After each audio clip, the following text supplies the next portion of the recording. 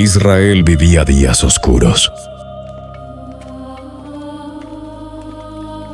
Los reyes se habían apartado de Dios. Y el pueblo caminaba entre la idolatría y el miedo, sumergidos en tinieblas. Pero en medio de una nación consumida por la oscuridad, Dios levantó una luz, un profeta de fuego, cuyo llamado cambiaría para siempre la historia.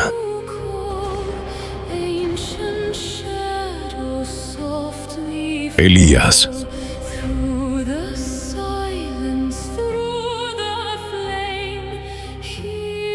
El reino de Israel. Ciudades llenas de comercio, los palacios rebosaban riqueza y los ejércitos parecían fuertes, pero el corazón del pueblo se había apartado de Dios. El rey Acab gobernaba desde Samaria junto a Jezabel, su poderosa esposa.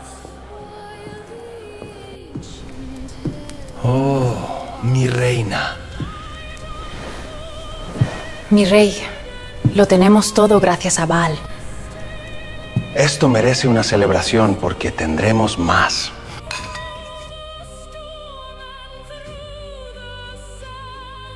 Y juntos habían levantado altares para Baal, el dios que muchos creían señor de la lluvia y de la fertilidad. Poco a poco, el pueblo comenzó a olvidar al Dios de sus padres, el Dios que había abierto el mar, alimentado a Israel en el desierto y entregado la tierra prometida. Los sacerdotes de Baal ocupaban lugares de honor. Sus ceremonias llenaban plazas y templos. Mientras tanto, los profetas del Señor eran perseguidos, escondidos o asesinados. El miedo cubría a la nación como una sombra silenciosa. Pero lejos del ruido de los palacios, en las montañas áridas de Galaad, apareció un hombre diferente a todos. Vestía ropas sencillas de pelo áspero y un cinturón de cuero rodeaba su cintura. Su nombre era Elías. Nadie conocía realmente de dónde venía. No tenía ejército, riquezas ni posición política. Sin embargo, había algo en sus ojos que hacía temblar a quienes lo escuchaban. Caminaba con la seguridad de alguien que había estado delante de Dios. Una mañana, Elías atravesó las puertas del palacio de Acab sin temor. ¡Hey, para! Detente ahí, forastero. ¿De dónde eres? ¿Y a dónde vas? ¿Qué tal, oficial? Vengo de lejos para quedarme. Y mi Dios conmigo. Los guardias quedaron desconcertados por la firmeza de aquel hombre solitario. El salón real estaba lleno de lujo, columnas adornadas, oro, incienso y consejeros alrededor del trono. Acab observó al profeta con desprecio. Entonces Elías habló. «Vive el Señor, Dios de Israel, en cuya presencia estoy, que no habrá lluvia ni rocío en estos años, sino por mi palabra». Sus palabras cayeron sobre el salón como una sentencia. En una tierra donde la lluvia significaba vida, aquella declaración era una amenaza contra todo el reino y también contra Baal, el supuesto dios de las tormentas. El silencio se apoderó del lugar. Acab apretó los puños furioso mientras Elías daba media vuelta y abandonaba el palacio. Y tal como había dicho, los cielos comenzaron a cerrarse. Pasaron las semanas. Después los meses. El sol quemó los campos. Los ríos empezaron a disminuir. El ganado moría lentamente y el hambre comenzó a extenderse por Israel. El pueblo miraba al cielo esperando lluvia, pero las nubes nunca llegaban. Mientras tanto, Dios guió a Elías lejos de la vista de Acab. El profeta se refugió junto al arroyo de Querit, escondido entre las montañas. Allí, en medio del silencio del desierto, aprendió a depender completamente de Dios. Cada mañana y cada tarde, cuervos traían pan y carne para alimentarlo. Elías bebía del arroyo mientras observaba cómo la tierra alrededor comenzaba a secarse. Los días eran largos. El viento caliente recorría las piedras. A veces el profeta miraba el horizonte y escuchaba solamente el vacío del desierto. No había multitudes, ni aplausos, ni reconocimiento. Solo él y Dios. Pero con el tiempo incluso el arroyo comenzó a desaparecer. Elías vio cómo el agua descendía poco a poco entre las piedras hasta convertirse apenas en un hilo. Finalmente, el arroyo se secó completamente. Entonces Dios volvió a hablarle. Debía viajar hasta Sarepta, una ciudad extranjera, donde una viuda lo sostendría. Elías caminó largos días bajo el calor abrasador hasta llegar a las puertas de la ciudad. Allí vio a una mujer recogiendo leña. Era una viuda pobre, cansada por el hambre y la desesperación. El profeta se acercó y le pidió agua y un poco de pan. La mujer lo miró con tristeza. «Solo tengo un puñado de harina y un poco de aceite», dijo. «Estoy recogiendo leña para preparar la última comida para mí y para mi hijo. Después de eso, esperaremos la muerte». Pero Elías respondió con calma. «No tengas miedo. Haz primero una pequeña torta para mí y después prepara para ti y para tu hijo. Porque así dice el Señor: la harina no escaseará ni el aceite disminuirá hasta que vuelva la lluvia sobre la tierra». La mujer decidió creer y ocurrió el milagro. Día tras día, la harina seguía apareciendo en la vasija y el aceite nunca se agotaba. Mientras la sequía destruía la nación, aquella pequeña casa sobrevivía gracias a la provisión de Dios. Sin embargo, la prueba todavía no había terminado. Tiempo después, el hijo de la viuda enfermó gravemente. Su respiración se hizo débil hasta que finalmente murió en brazos de su madre. El dolor llenó la casa. La mujer, desesperada, llevó al niño ante Elías. El profeta tomó al pequeño y lo subió a la habitación donde se hospedaba. Allí clamó al Señor con todas sus fuerzas. Se tendió sobre el niño y oró una y otra vez. Entonces la vida volvió al cuerpo del muchacho. Cuando Elías entregó el hijo vivo a su madre, la mujer comprendió que estaba delante de un verdadero hombre de Dios. Mientras tanto, en Israel, la situación empeoraba cada vez más. El hambre golpeaba aldeas enteras. Los animales morían. Los pozos estaban secos. El rey Acab recorría el territorio buscando desesperadamente pasto y agua para salvar lo poco que quedaba de sus caballos. Pero la sequía no era solamente una tragedia natural, era una batalla espiritual. El pueblo había puesto su confianza en Baal, creyendo que él enviaba lluvia y fertilidad. Sin embargo, los cielos permanecían cerrados. El silencio del cielo se convirtió en una prueba visible de que los ídolos no tenían poder. Entonces, después de años de sequía, Dios habló nuevamente a Elías.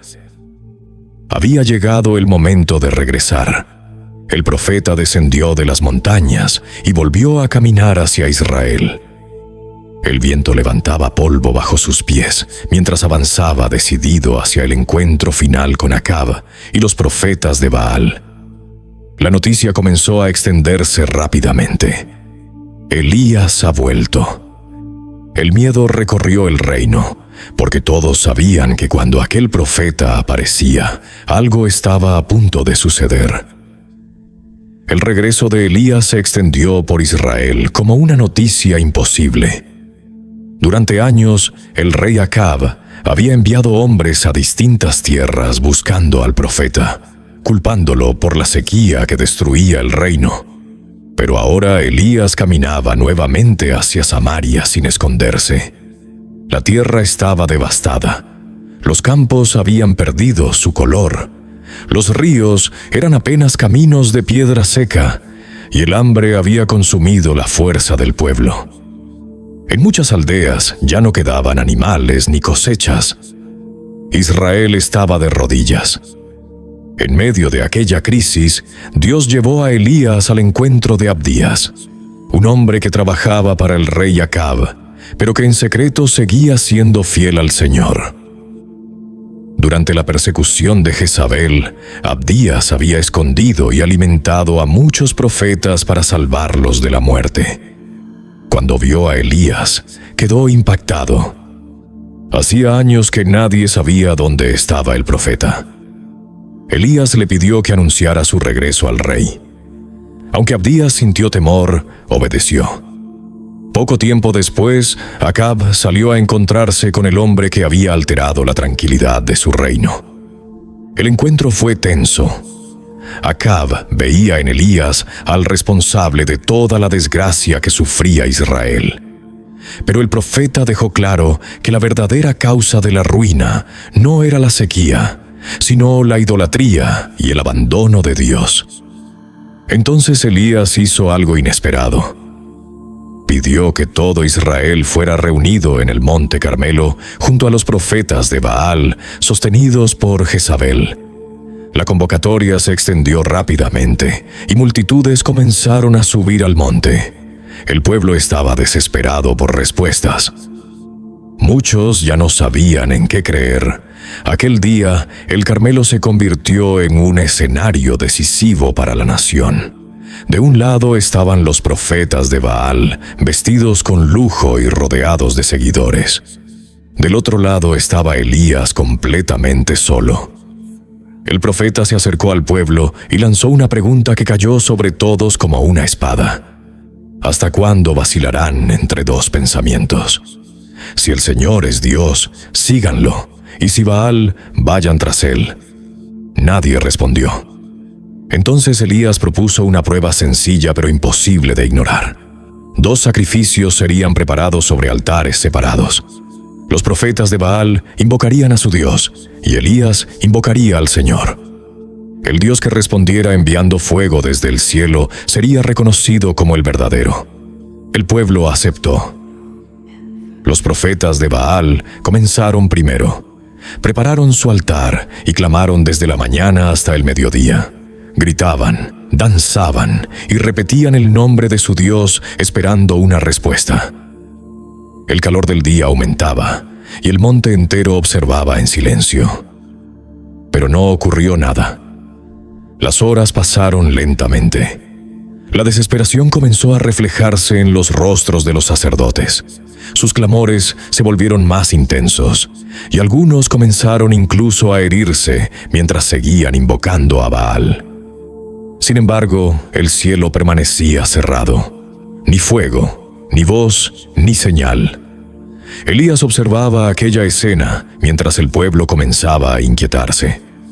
Finalmente, cuando la tarde llegó, el profeta pidió que todos se acercaran. Frente a ellos había un antiguo altar del Señor que estaba destruido. Elías tomó 12 piedras, una por cada tribu de Israel, y comenzó a reconstruirlo lentamente.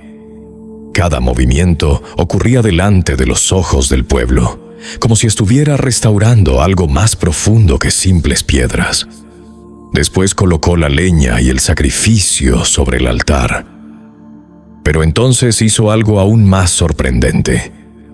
Ordenó traer agua y derramarla sobre el sacrificio varias veces, hasta empapar completamente la madera y llenar de agua una zanja alrededor del altar.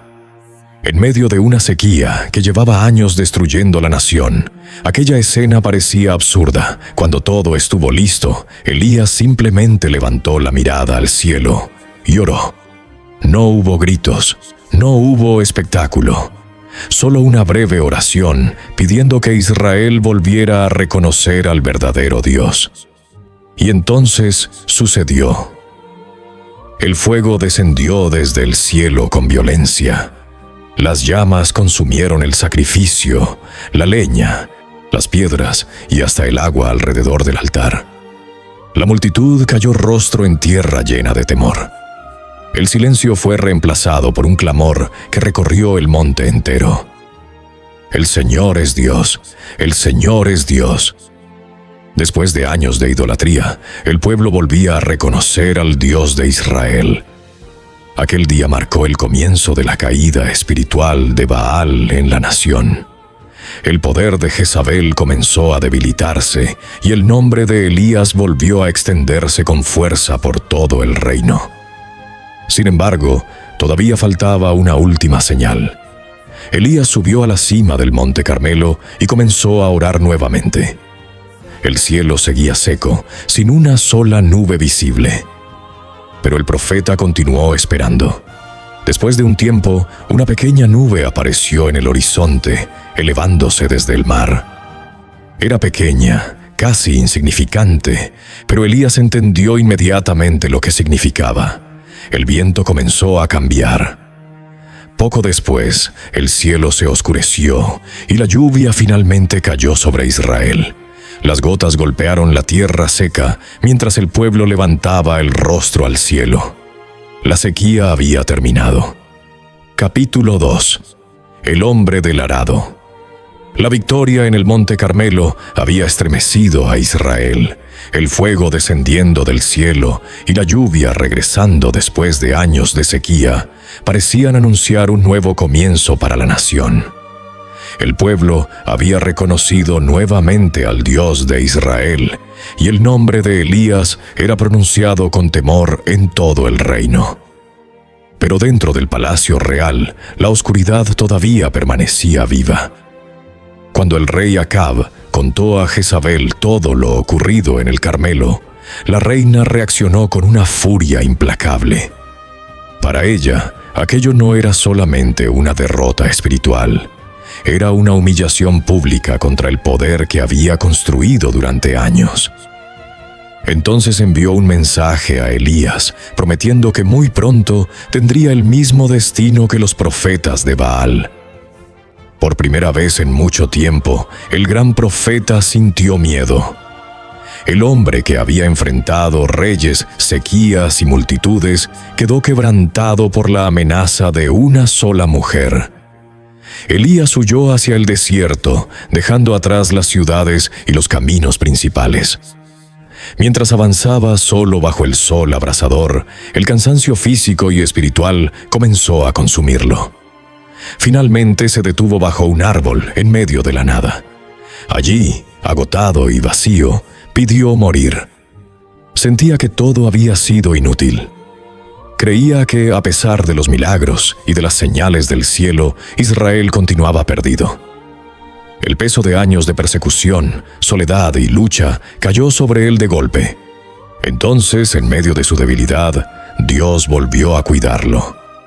Un ángel apareció para despertarlo y darle alimento. Elías comió y descansó.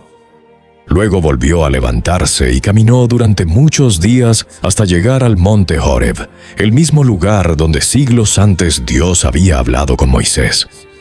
En aquellas montañas silenciosas, Elías se escondió dentro de una cueva. Y allí, nuevamente Dios le habló. El profeta descargó toda su tristeza, su frustración y su sensación de fracaso. Creía ser el último hombre fiel que quedaba en Israel. Pero Dios le mostró que todavía existían miles que no habían abandonado la fe.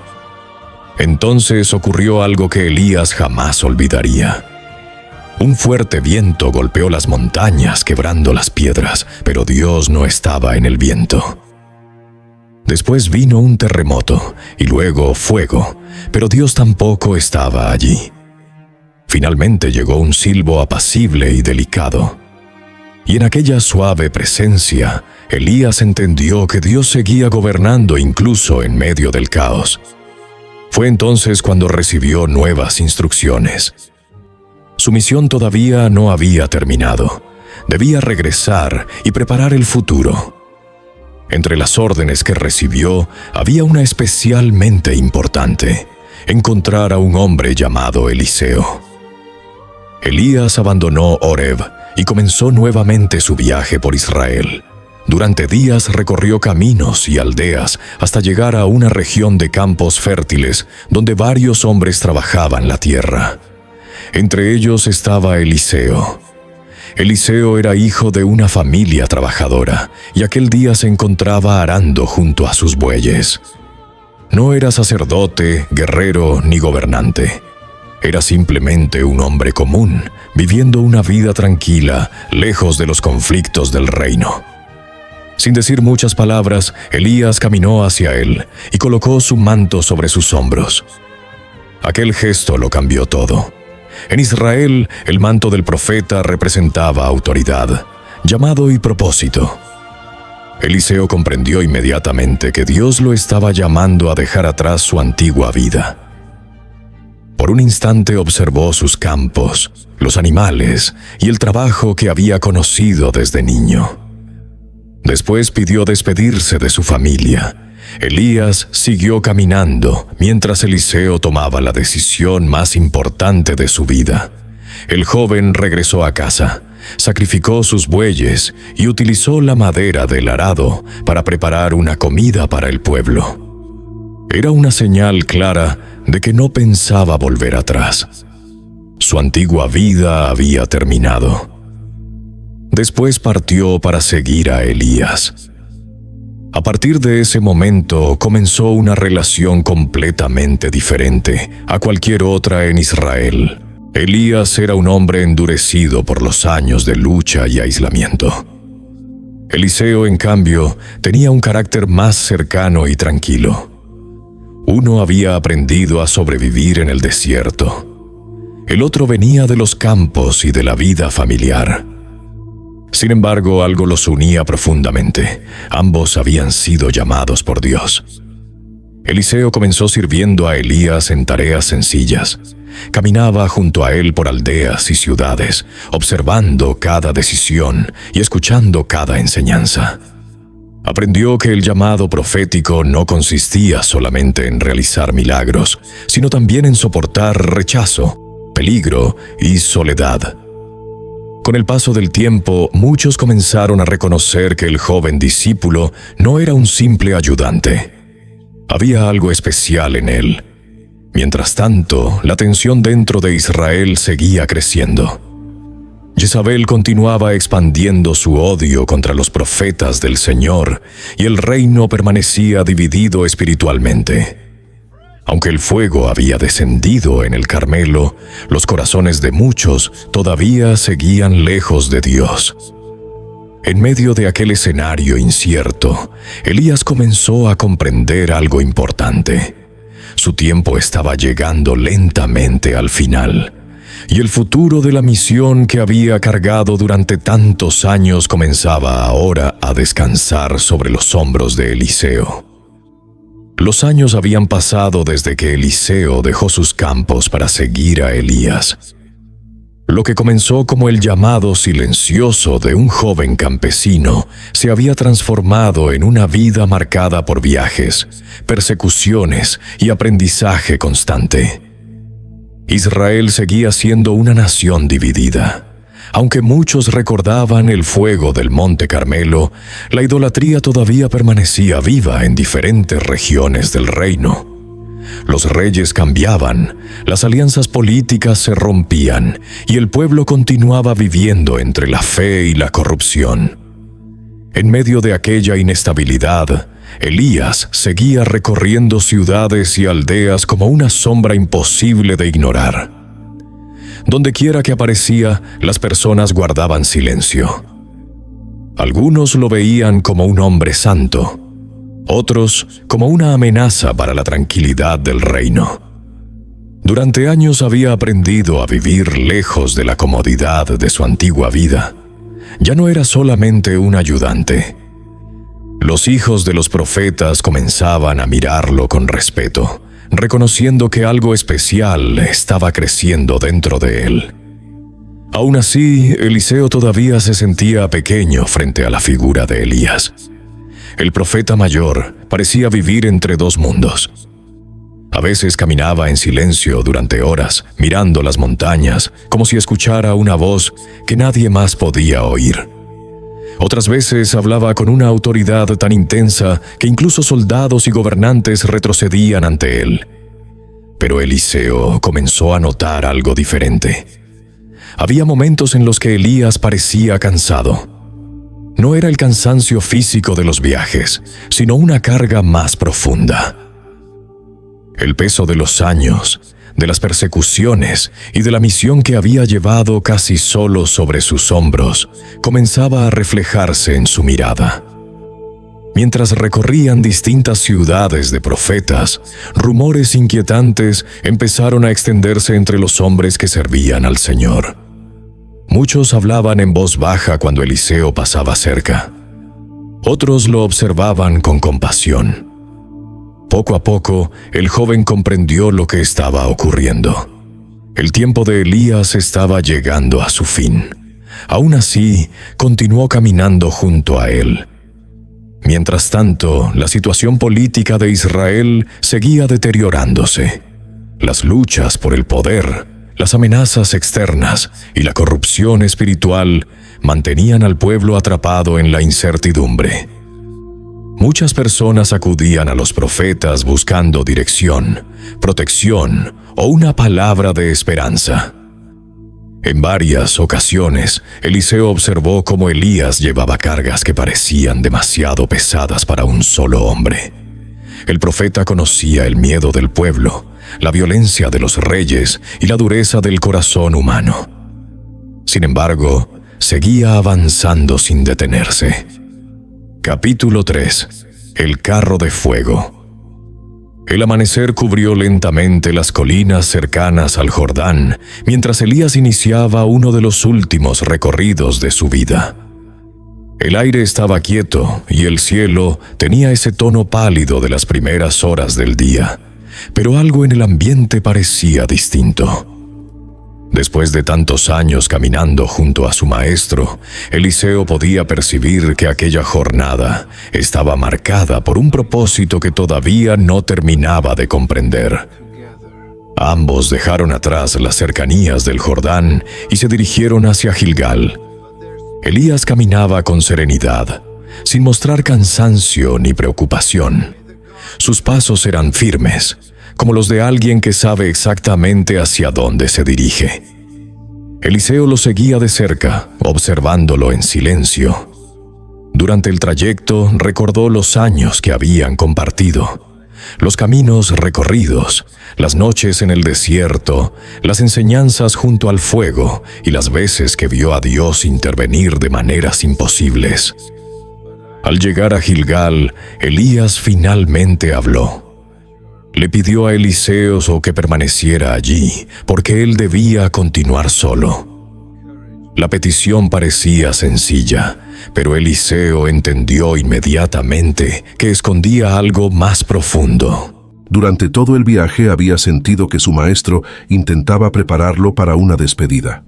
Sin dudarlo, Eliseo rechazó quedarse atrás. La respuesta no nació del orgullo ni de la rebeldía.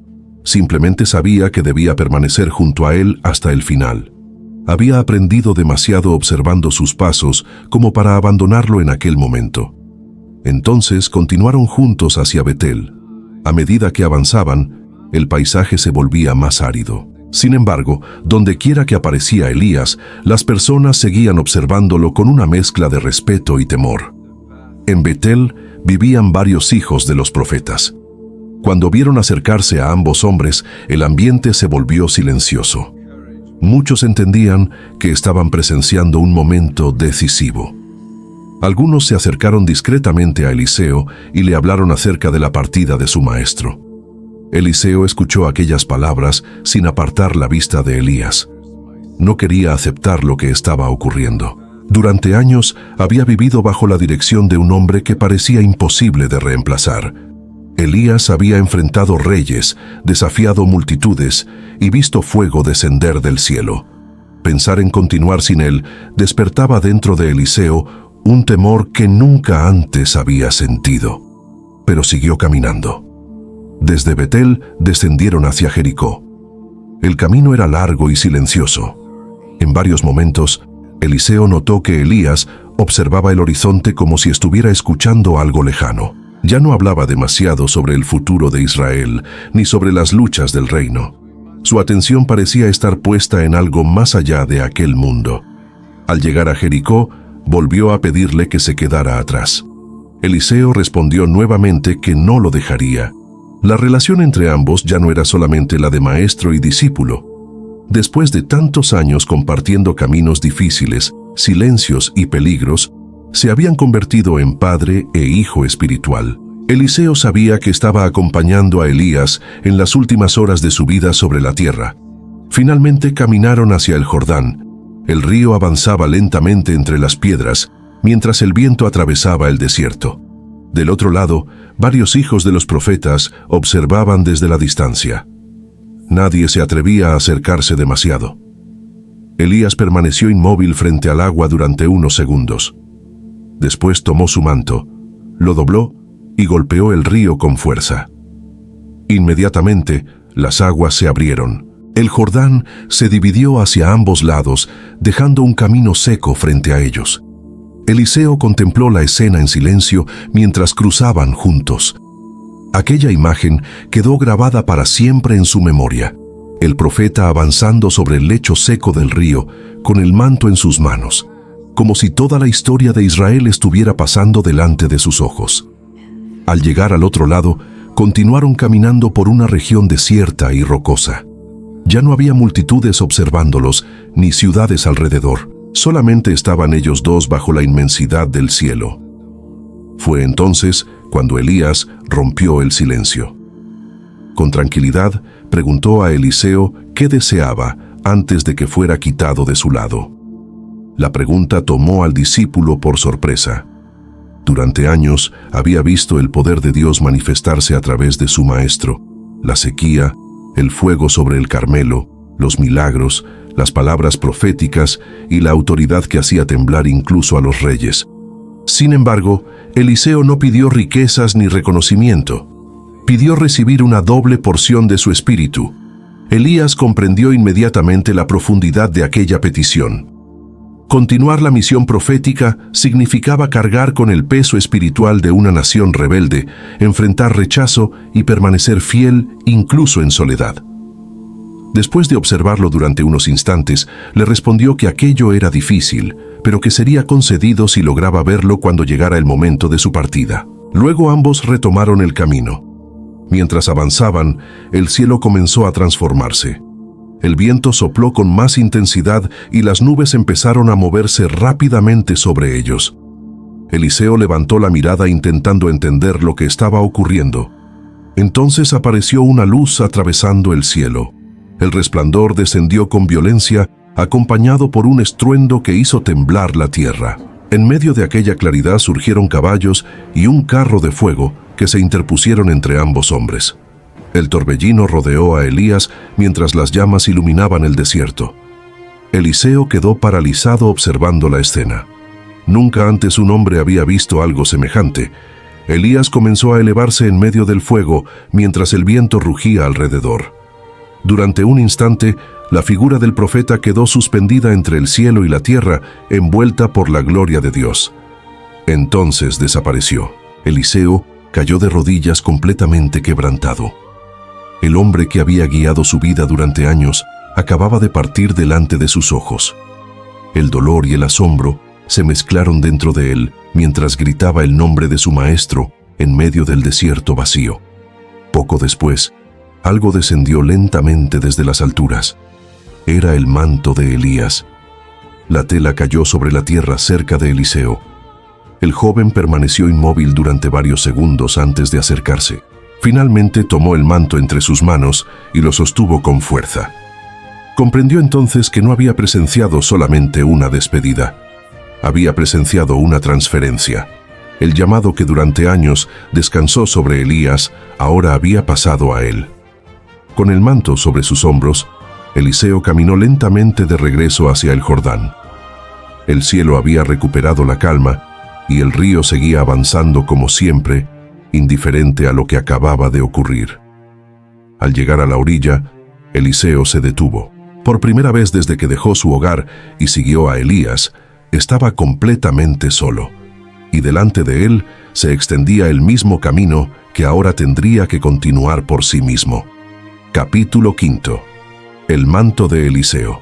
El río Jordán corría lentamente frente a Eliseo, mientras sostenía entre sus manos el manto de Elías. Hacía apenas unos momentos había visto a su maestro desaparecer en medio del torbellino y el fuego, pero el impacto de aquella escena todavía seguía dentro de él. El desierto había quedado en silencio. Por primera vez desde que dejó atrás su antigua vida en los campos, Eliseo comprendía lo que significaba caminar sin la presencia de Elías a su lado. Durante años había seguido sus pasos, observado sus decisiones y aprendido de su fe. Ahora ya no quedaba nadie delante guiándolo, solo permanecía el manto. Frente al Jordán, Eliseo observó las aguas durante unos segundos. Del otro lado, varios hijos de los profetas seguían atentos a la distancia. Todos esperaban saber qué ocurriría después. Entonces Eliseo tomó el manto y golpeó el río. Durante un instante, el agua continuó moviéndose normalmente, pero poco después, el Jordán volvió a abrirse, dejando un camino seco delante de él. Los hijos de los profetas observaron la escena llenos de asombro. Comprendieron inmediatamente que el espíritu que había estado sobre Elías ahora reposaba sobre Eliseo. Cuando cruzó hacia la otra orilla, muchos se inclinaron delante de él, reconociéndolo como el nuevo profeta de Israel. Sin embargo, Eliseo sabía que la verdadera prueba apenas comenzaba. Israel seguía siendo una nación herida. Aunque algunos recordaban las señales realizadas por Elías, la idolatría, la injusticia y el sufrimiento todavía dominaban gran parte del reino. Las guerras continuaban afectando ciudades enteras y muchas familias vivían atrapadas entre el hambre y el miedo. En medio de aquella realidad, Eliseo comenzó su ministerio. A diferencia de Elías, cuya presencia imponía temor incluso antes de hablar, Eliseo se acercaba al pueblo de otra manera. Caminaba entre aldeas pobres, escuchaba el sufrimiento de las familias y permanecía junto a quienes habían perdido toda esperanza. Su ministerio no estuvo marcado solamente por grandes confrontaciones públicas, sino también por actos de compasión que transformaban la vida de personas comunes. Uno de sus primeros milagros ocurrió en una ciudad donde el agua se había vuelto dañina y la tierra ya no producía alimento. Los habitantes acudieron a Eliseo desesperados porque nada podía crecer en aquella región. El profeta tomó sal y la arrojó sobre el manantial mientras declaraba la sanidad de las aguas. Desde aquel día, la tierra volvió a producir y la ciudad recuperó la vida. La noticia comenzó a extenderse rápidamente por Israel. Muchos empezaron a buscarlo llevando enfermedades, problemas familiares y necesidades imposibles de resolver. Algunos llegaban después de caminar durante días enteros con la esperanza de recibir ayuda. Entre ellos apareció una viuda profundamente endeudada. Su esposo había muerto y los acreedores amenazaban con llevarse a sus hijos como esclavos. La mujer acudió a Eliseo sin saber qué más hacer. El profeta le preguntó qué tenía en casa. Ella respondió que solamente conservaba una pequeña vasija de aceite. Entonces, Eliseo le pidió reunir todas las vasijas vacías que pudiera encontrar y encerrarse junto a sus hijos dentro de su casa. La mujer obedeció, y el aceite comenzó a multiplicarse. Las vasijas se llenaron una tras otra hasta que no quedó ninguna vacía. Gracias a aquel milagro, la viuda pudo pagar sus deudas y salvar a su familia. Historias como esa comenzaron a multiplicarse por todo el reino. Mientras Elías había sido recordado como el profeta del fuego, Eliseo empezó a ser conocido como un hombre cercano al sufrimiento del pueblo. Donde otros veían personas olvidadas, él veía vidas que todavía podían ser restauradas. Con el paso de los años, incluso personas importantes comenzaron a buscarlo. Soldados, gobernantes y consejeros acudían a él antes de tomar decisiones difíciles. Algunos reyes respetaban sus palabras porque sabían que Dios hablaba a través de él. Otros simplemente temían enfrentarse al profeta que había heredado el espíritu de Elías. Pero Eliseo nunca buscó poder político ni reconocimiento personal. Continuó recorriendo caminos, visitando aldeas y ayudando a quienes sufrían.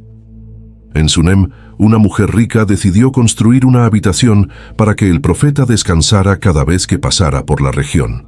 Con el tiempo, Eliseo anunció que aquella mujer tendría un hijo, aunque durante años no había podido concebir. El niño nació tal como el profeta había dicho. Sin embargo, años después, el muchacho enfermó repentinamente y murió en brazos de su madre. La tragedia llenó de dolor aquella casa. Cuando Eliseo llegó y vio el sufrimiento de la mujer, entró en la habitación donde estaba el niño y comenzó a orar intensamente. Permaneció allí durante largo tiempo, clamando al Señor. Finalmente, el niño volvió a respirar. La madre cayó llorando al ver nuevamente con vida a su hijo. Aquella noticia recorrió Israel entero y confirmó todavía más la autoridad espiritual de Eliseo. Con el paso de los años, el profeta continuó viendo milagros, guerras y cambios en el reino. Fue testigo de batallas, aconsejó reyes y enfrentó momentos de gran peligro. Pero aún en medio de todo aquello, nunca olvidó las enseñanzas de Elías. Comprendió que el verdadero poder no estaba en el fuego ni en las señales impresionantes. El verdadero poder estaba en permanecer fiel a Dios. Los años comenzaron a reflejarse lentamente sobre su rostro. El cabello se volvió gris y las fuerzas físicas disminuyeron, pero el pueblo seguía buscando sus palabras y consejo. Una tarde silenciosa, ya anciano, Eliseo permaneció sentado observando el viejo manto de su maestro. La tela estaba desgastada por el tiempo y los viajes. Había cruzado ríos, desiertos y montañas. Había sido testigo de milagros y también de momentos de profunda soledad. Mientras lo sostenía entre sus manos, Eliseo recordó el día en que Elías lo llamó en los campos, el momento en que el Jordán se abrió y la visión del carro de fuego desapareciendo entre las nubes. Entonces comprendió algo que solo los años podían enseñar. El legado de Elías nunca había sido solamente el fuego que descendió del cielo. El verdadero legado había sido la fe capaz de mantenerse viva generación tras generación. Eliseo levantó lentamente la mirada hacia el horizonte. Sabía que su tiempo también estaba llegando al final, pero también sabía que la obra de Dios continuaría después de él, así como había continuado después de Elías. Porque los hombres pasan, pero la voz de Dios permanece para siempre. La vida de Elías no puede entenderse solamente como una sucesión de milagros impresionantes.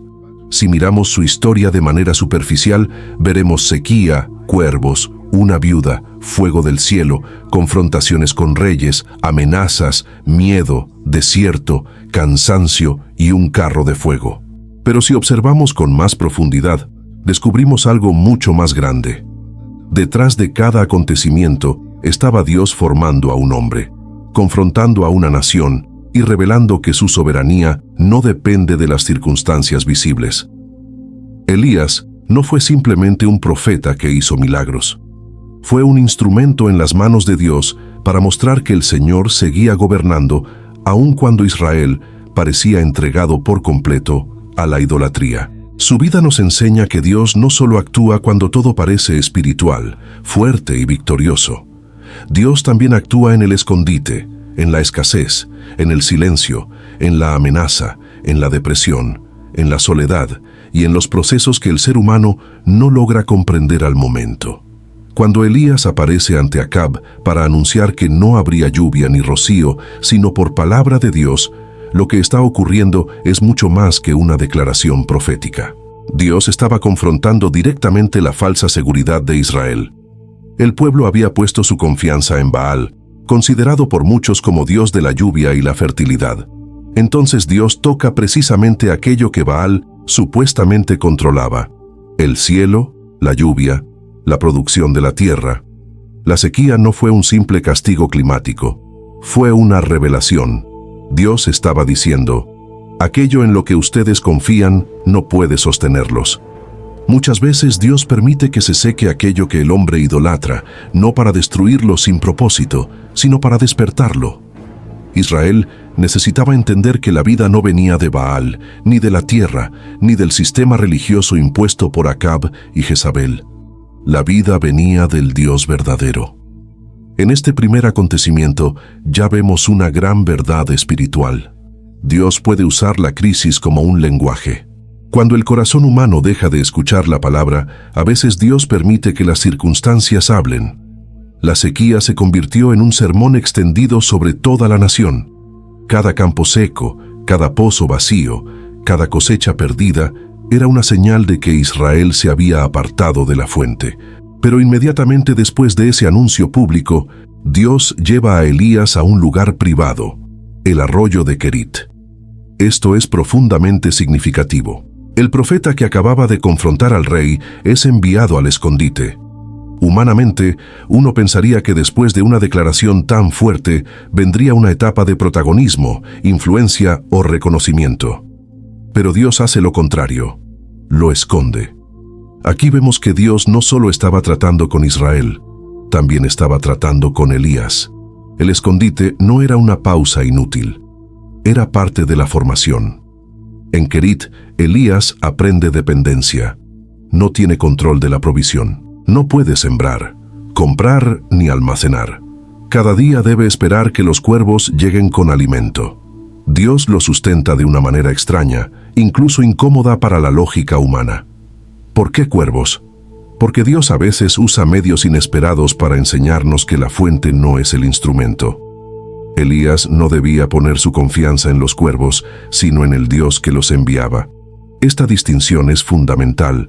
Muchas personas confunden el canal con la fuente. Piensan que su sustento viene del trabajo, de una persona, de una oportunidad o de una institución.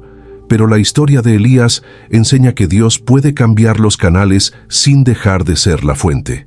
Luego el arroyo se seca, y este detalle es una de las partes más profundas de toda la historia.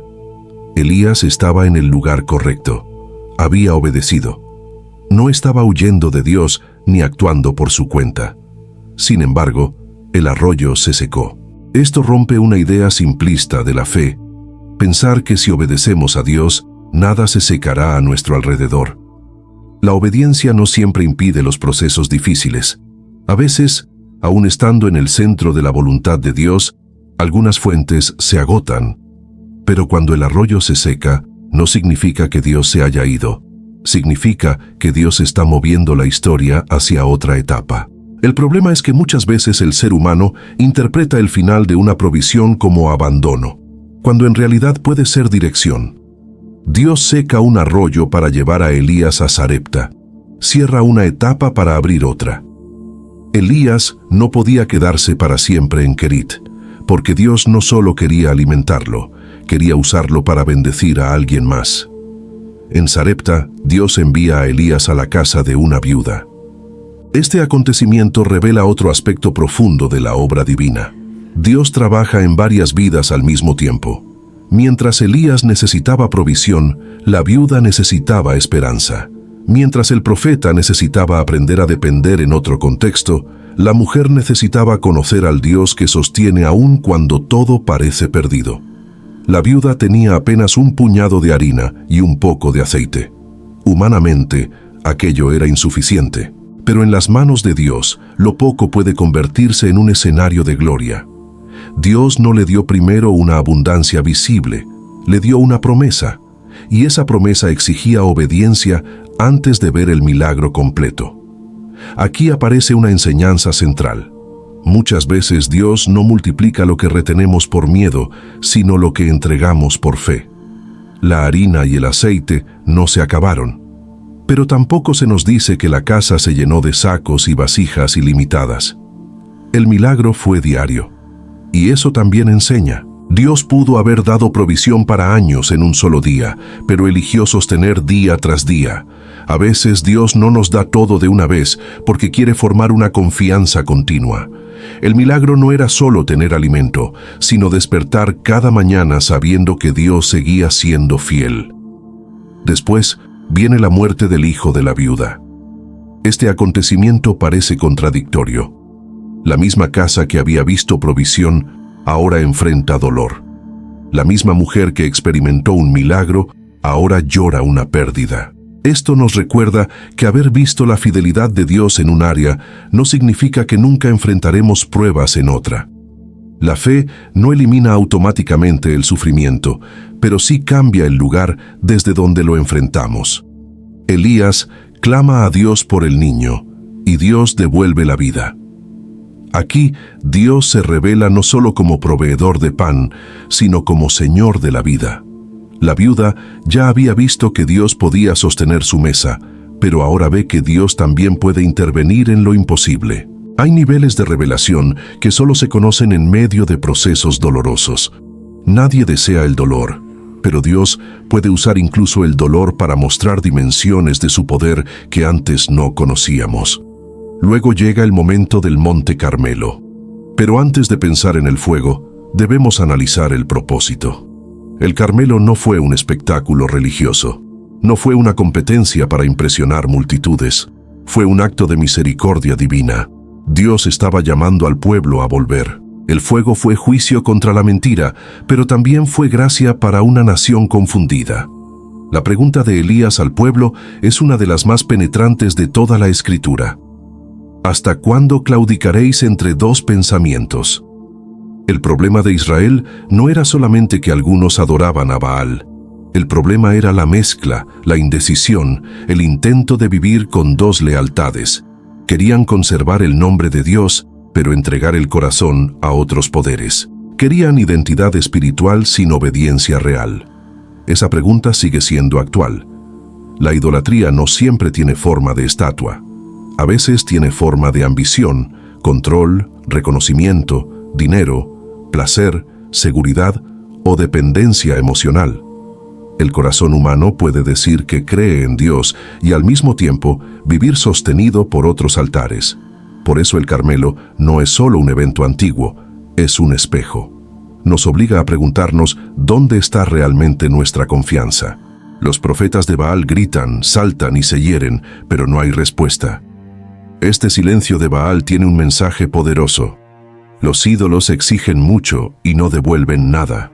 Prometen vida, pero terminan desgastando. Prometen identidad, pero producen esclavitud. Prometen seguridad, pero abandonan en el momento decisivo.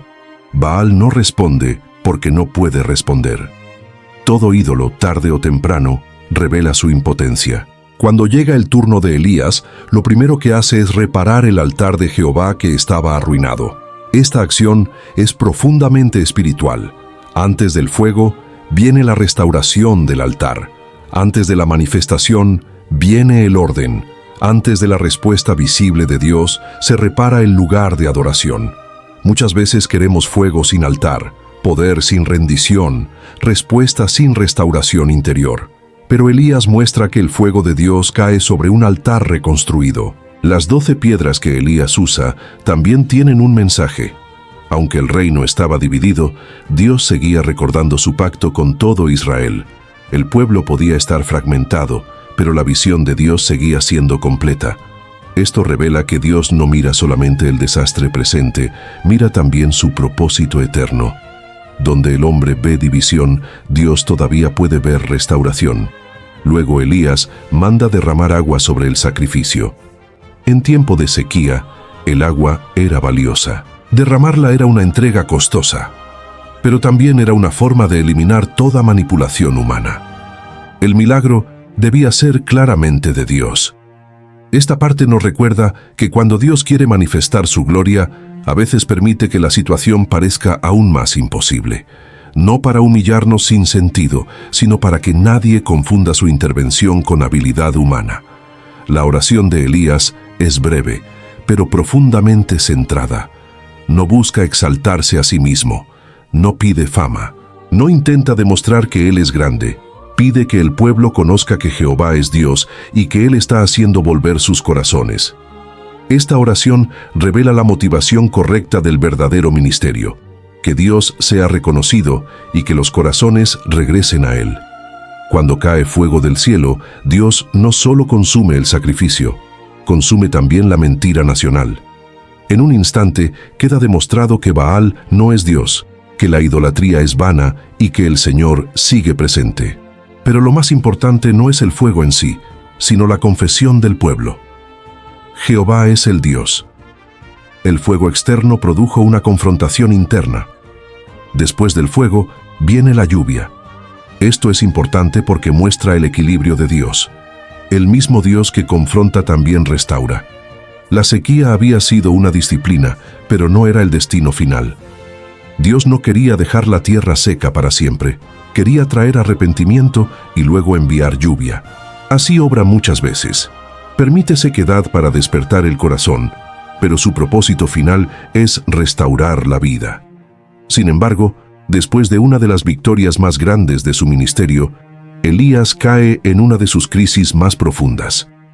Jezabel lo amenaza y él huye. Este episodio es esencial porque revela que una gran victoria espiritual no elimina la vulnerabilidad humana. A veces, después de momentos intensos de obediencia, confrontación o servicio, llega el agotamiento. El cuerpo se cansa, la mente se debilita y el alma pierde perspectiva. Elías se sienta bajo un enebro y pide morir. Esta escena nos muestra a un profeta real, no idealizado. El hombre que vio caer fuego del cielo ahora no quiere seguir viviendo. Esto no contradice su fe, revela su humanidad. La Biblia no maquilla a sus siervos, nos muestra que incluso los más fuertes pueden quebrarse. La respuesta de Dios es extraordinaria. Dios no comienza con un sermón. No le dice inmediatamente, ¿cómo puedes tener miedo después de todo lo que viste? Primero lo deja dormir, luego lo alimenta. Después lo deja dormir otra vez y lo alimenta nuevamente. Esto revela una ternura divina que muchas veces pasamos por alto. Dios sabe que no toda crisis se resuelve primero con explicación. A veces, el alma necesita descanso antes de poder escuchar dirección. Aquí vemos que Dios estaba detrás incluso del desierto, no aprobando el miedo de Elías, pero sí encontrándolo allí. Dios no abandonó al profeta porque huyó. No retiró su llamado porque se quebró. No lo desechó porque expresó desesperación. En lugar de eso, lo cuidó. Esto enseña que Dios no solo se manifiesta en el altar del Carmelo, también se manifiesta bajo el árbol donde un siervo cansado ya no puede más. Luego Elías llega a Horeb, el monte de Dios. Allí entra en una cueva. La cueva representa más que un lugar físico. Representa el encierro interior, la percepción limitada, el aislamiento emocional. Dios le pregunta, ¿qué haces aquí, Elías? No es una pregunta informativa, sino formativa.